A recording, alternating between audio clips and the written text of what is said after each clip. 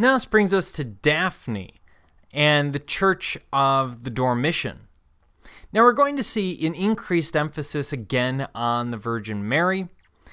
This church itself is a very small-scale church, focusing, at least in terms of the interior, on a lot of New Testament imagery. And what we're going to be looking at specifically is this crucifixion. And this appears on the eastern wall of the church. And here we have this simple gold background, but we're seeing some of the imagery of the crucifixion developing here again. There are a few things I want to draw your attention to.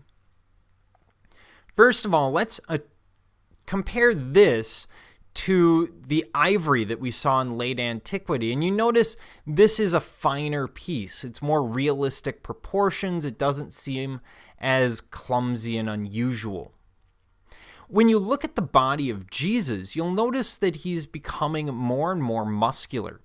And this is because the Byzantine are looking around them and they're seeing these Greek statues, the same Greek statues that we looked at a few chapters ago. They're picking up on those ideas and applying them to Jesus, the idea being to idealize him to some extent. Obviously, you can't idealize Jesus too much because if you do, suddenly it looks unrealistic. The problem is Jesus, we're told, lived a modest life, frequently, he wasn't one to partake in gluttony, etc. So he's going to have this very thin frame. But at the same time, we're seeing him with a six-pack and with developed pectoral muscles and muscles that we can pick out, even though they're not massively developed. And that's, again, that Greek influence coming through into Byzantine Christianity. Now, walking around the rest of the piece, we see a skull at the bottom. This is a reference to Golgotha.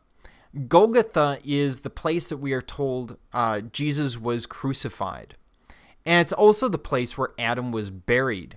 So that's the symbolism of the skull there.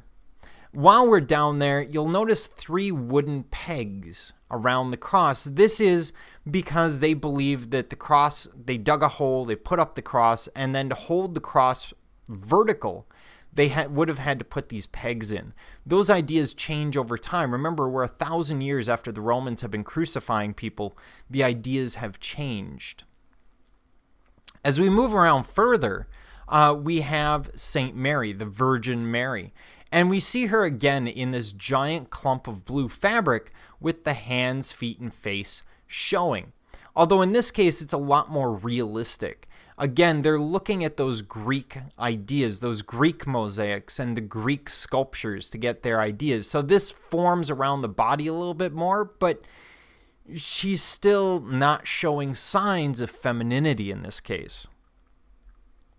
Then we have St. John the Evangelist, who's there prepared to spread the message of Jesus.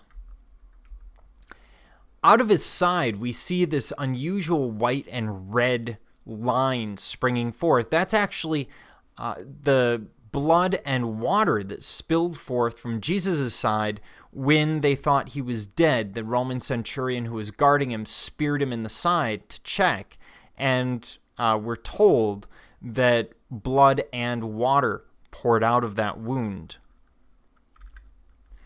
And above would have been 2 angels holding a banner, probably stating something along the lines of what we usually see above the crucifixion, Jesus of Nazareth, King of the Jews, or something to that effect. Maybe some other saying, but we definitely have 2 angels that would have been holding a banner there. The gold in the background tells us that this is not a terrestrial event, that this is something sacred and holy, something different and outside of our own realm.